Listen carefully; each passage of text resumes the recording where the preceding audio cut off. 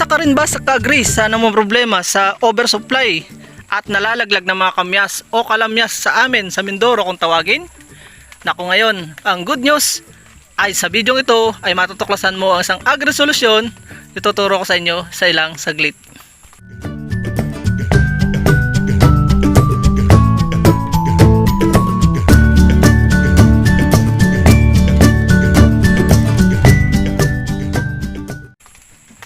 Ito po yung aming kamyas, kalamyas dito sa amin kung tawagin, Yung tatay ko ang napakasipag yan, dami. Napakasipag maggayat yan, kaya hindi kami na sasayangan yan, hindi nabubulok. Pero ngayong nagbagyuhan, nag-ulan, ayan ang nangyari, nanlaglag. At nung isang araw, nagulat ako sa natuklasan ng nanay ko sa aking alagang tupa.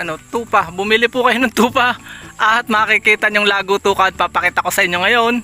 Pupunta tayo sa tupa para ipakita ko sa inyo yung mga pagkain ito, kung paano ito gawing merienda ng mga tupa nating alaga. At namitas ako sa kanina, hindi ko na pinakita sa inyo dahil naulan ngayon, medyo masama ang panahon. Tara, punta tayo sa tupa at tayo magpapakain. Magandang buhay po sa lahat. Welcome back sa ating channel, mga ka-agree. Ito po yung ating pinitas kanina, Shoutout sa lahat nga pala ng bago at mga regular nating subscribers, viewers. Salamat sa walang sawa niyong pagsubaybay sa ating mga maigsing agri-kwentuhan. Dadalhin natin ito. Naririnig niyong maingay na yan. Yan ang aming mga alagang tupa. Sila'y tatatlo. Subalit punong-puno ng mga learnings na ibinibigay sa atin. Sila po yan. Itong nasa bungad ay si Chef ulit na nagdiwang ng kanyang ika 60 days last August 25. At ngayong September ay magiging 3 months na siya. Panoorin niyo po yung kanyang video na kinumpile natin para maaliw din naman kayo. Gutom na kayo? Hindi po kasi sila makalabas dahil po nabagyo. Kaya ating pagmemerendahin. Ito na ang merenda nyo. It's snack time!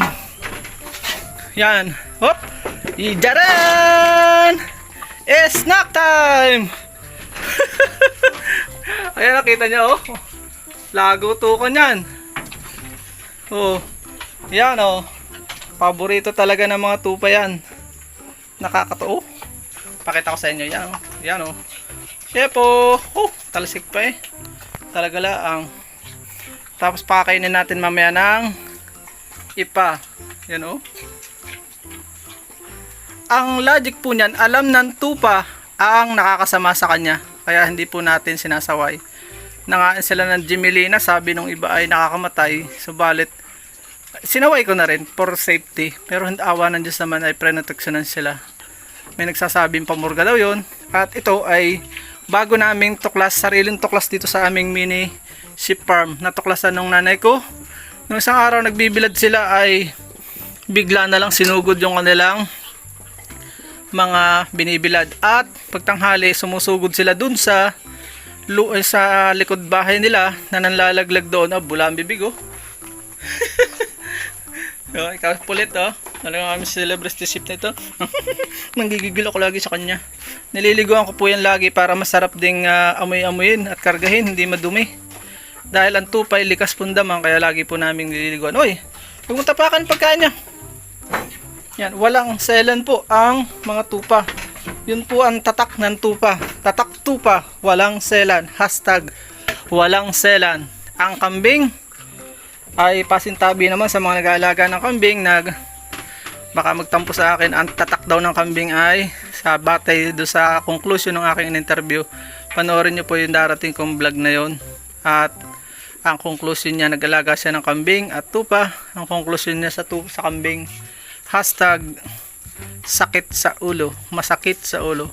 Kaya pinili niya yung tupa. Ako din, ayoko nang mag-explore pa sa kambing. Yan, hulog si Chuplit. Dahil talagang medyo kailangan mo ring maging wise dahil nag-i-invest ka ng pera, panahon, lakas, energy, lahat na na-invest mo. Ayaw naman natin hanggang sa video na lang tayo kikita. Pero ito, hindi ko talaga goal na ibenta agad ito. Natutuwa lang ako. Ang number 1 goal ko po dito, yung kita, ay yung dumi niya. Yan, yung mga lalaglag na yan. ginto yan, black gold. So ikukwento ko sa isang araw sa inyo kung bakit ko yan tinuring na black gold dito sa aming mini sheep farm. So sinachap-chap po natin mga video at mga discovery para mas maigsi at hindi tayo naiinip mga kagri. Kaya yo di na naman si sheep ulit. O kita niyo yan, halos matara na. Ubus niya yan, mamaya kakain naman na ipa. Nagutukan eh, parang nangangain na si Cherry gusto lagi sa camera nito eh. Gusto mo lagi sa camera eh. Talaga alam mo artista ka na eh,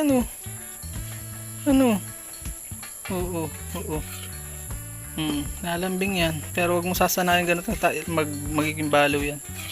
Dito sa liig lang hawak, dito sa liig yan, dito sa lalim. Yan kahit ang laway ni Shepo. Tigi-tigisa silang kwarto dyan. Nagkataon lang nagtatay naliliwagang maghiwa-hiwala yan. Nagsama-sama sila dyan. Takaw talaga nila Yun lang po. At akin po binigyan lang po kayo ng bagong kaalaman. Nawain na bless po kayo. Kung na-bless po kayo ay kung bago ko kayo ay huwag niyo po na makalimutan mag-subscribe para tayo ay dumami sa ating pakita natin sa mundo na maraming nagmamahal sa mga magsasaka. Dahil sa mga magsasaka ang buhay ng ating kabuhayan natin sa buong mundo. Yun lang po. Ito po talagang pinopromote ko ang tupa. Napakaganda po ng tupa. Sa pera ay wala pa sa ngayon. Pero talagang nakikita ko yung kanyang magandang future. Walang selan, kita nyo. Sa araw yan ay nasa basurahan. Nagmumungkal dun. Hinalo sa nanay ko. Mamaya pakakainin ko naman sila ng ipa dahil may bagyo nga. Hanggang sa muli po, see you in my next videos. God bless you all. Mabuhay. God bless the Philippines. See you in my next videos. Happy birthday po sa lahat ng mga nag-birthday.